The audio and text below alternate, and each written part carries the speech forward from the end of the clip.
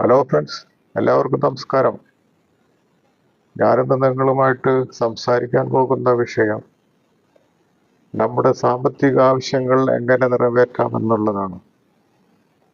സാമ്പത്തികമായി അടിത്തറയില്ലാത്ത ഒരു ജനങ്ങൾക്ക് എങ്ങനെ നമ്മുടെ സാമ്പത്തിക ലക്ഷ്യത്തിലേക്ക് എത്തിച്ചേരാൻ കഴിയും എന്നതിനെ കുറിച്ചാണ്.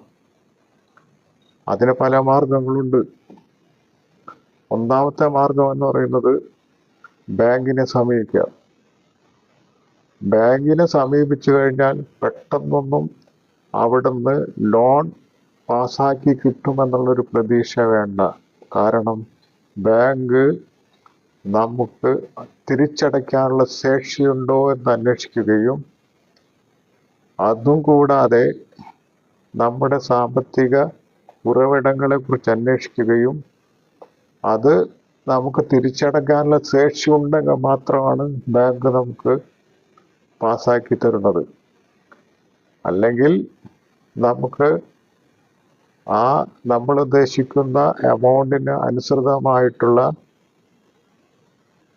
ഡോക്യുമെന്റ്സ് അവിടെ പണയപ്പെടുത്തേണ്ടി വരും. അങ്ങനെ ഡോക്യുമെന്റ്സ് പണയപ്പെടുത്തിയിട്ട് നമുക്ക് നമ്മുടെ സാമ്പത്തിക ആവശ്യങ്ങൾ നിറവേറ്റാൻ കഴിയും. അങ്ങനെ നമ്മൾ ഡോക്യുമെന്റ്സ് ഒക്കെ നൽകി പണം ലഭിച്ചു കഴിഞ്ഞാൽ അതിൻ്റെ പിന്നിൽ വരുന്ന ഒരുപാട് മാനസിക സംഘർഷങ്ങൾ ഞങ്ങൾ അനുഭവിക്കേണ്ടി വരും. കാരണം ജീവിതത്തിൻ്റെ രണ്ടറ്റവും കൂട്ടിമുട്ടിക്കാൻ കഷ്ടപ്പെടുന്ന നമ്മൾ ഒരു വശത്ത് ജീവിക്കാൻ ആവശ്യമായ എല്ലാ വസ്തുക്കളും സമാഹരിക്കാനുള്ള ഒരു തന്ത്രപ്പാടിൽ പോകുമ്പോൾ ഒരു വശത്ത് ബാങ്ക് ലോൺ അടയ്ക്കാനുള്ള ഒരു അന്തരീക്ഷം നമുക്ക് സൃഷ്ടിക്കപ്പെടുന്നു. അങ്ങനെ നമ്മൾ അതിഭയങ്കരമായുള്ള മാനസിക സംഘർഷത്തിൽ ഏർപ്പെടുകയും ഈ ലോൺ അടച്ചു തീരുന്നത് വരെ നമുക്ക് സമാധാനപരമായ ഒരു അന്തരീക്ഷം ഇല്ലാതിരിക്കുകയും ചെയ്യും. അങ്ങനെ മുന്നോട്ട് പോകുമ്പോൾ വേറൊരു മാർഗമാണ് ചിട്ടി ചേരുക എന്ന് പറയുന്നത്. ചിട്ടി ചേരുക എന്ന് പറഞ്ഞാലും അതും ഇതേപോലെ തന്നെ ഒരു അവസ്ഥയാണ് ഉണ്ടാക്കുന്നത്. ചിട്ടി പിടിച്ചു കഴിഞ്ഞാൽ അവിടുന്ന് ഇതേപോലെ തന്നെ നമുക്ക് പൈസ കിട്ടാൻ പ്രയാസമാണ്. കാരണം അവിടെയും ഇതേപോലെ തന്നെ സ്വർണമോ അല്ലെങ്കിൽ ഡോക്യുമെന്റ്സോ വെച്ച് പണയപ്പെടുത്തിയാൽ മാത്രമേ പൈസ കിട്ടുള്ളൂ. അങ്ങനെ സാമ്പത്തികമായിട്ട് പിന്നാക്കം നിൽക്കുന്ന അല്ലെങ്കിൽ സാമ്പത്തികമായിട്ട് നമുക്ക് ഭദ്രമായൊരു അന്തരീക്ഷം ഉണ്ടാക്കണമെങ്കിൽ ഏറ്റവും നല്ല മാർഗം എന്ന് പറയുന്നത് നമുക്ക് ഒരു മ്യൂച്വൽ ഫണ്ടിൽ ചേരുക എന്നുള്ളതാണ്. മ്യൂച്വൽ ഫണ്ടിൽ ചേരുക എന്ന് പറഞ്ഞാൽ ഒരുപാട് ബ്രോക്കറേജ് കമ്പനികൾ നമ്മുടെ ഇന്ത്യയിലും കേരളത്തിലായിട്ടുണ്ട്. അവിടെ ചെന്ന് ഫ്രീ ആയിട്ട് ഒരു ഡിമാറ്റ് അക്കൗണ്ട് എടുത്ത് നമ്മുടെ ജീവിതത്തിന് ആവശ്യമായ പൈസ മാറ്റിവെച്ചതിന് ശേഷം മിച്ചം വരുന്ന തുക ഓരോ ഇൻസ്റ്റാൾമെന്റ് ആയിട്ട് മ്യൂച്വൽ ഫണ്ടിൽ നിക്ഷേപിച്ച് കഴിഞ്ഞാൽ നമ്മുടെ ലക്ഷ്യത്തിലെത്തിക്കഴിഞ്ഞാൽ അത് പിൻവലിച്ച് നമുക്ക് നമ്മുടെ ആവശ്യങ്ങൾ നിറവേറ്റാൻ കഴിയും. നമുക്കൊരു വീട് വയ്ക്കണോ, അല്ല മക്കളെ കല്യാണം കഴിപ്പിക്കണോ, അല്ലെങ്കിൽ മക്കളുടെ വിദ്യാഭ്യാസത്തിനോ അല്ലെങ്കിൽ മറ്റു ആവശ്യങ്ങൾക്കോ നമുക്ക് മുന്നിലുണ്ടെങ്കിൽ നമ്മൾ തവണകളായി അതിനെ SIP അല്ലെങ്കിൽ സിസ്റ്റമാറ്റിക് ഇൻവെസ്റ്റ്മെന്റ് പ്ലാൻ എന്ന് പറയും. ആ ഒരു സമ്പ്രദായത്തിലൂടെ നമ്മുടെ സാമ്പത്തിക ആവശ്യങ്ങൾ ഭദ്രമായിട്ട് യാതൊരു തടസ്സവും കൂടാതെ ടെൻഷനും ഇല്ലാതെ ഓരോ മാസവും നമ്മൾ ഓരോ സംഖ്യ നിക്ഷേപിക്കുകയാണെങ്കിൽ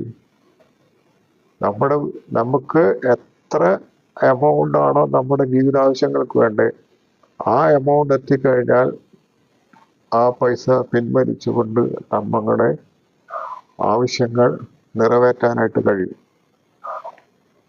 നമ്മുടെ ആവശ്യങ്ങൾ പരിധിയില്ലാത്തതാണ്.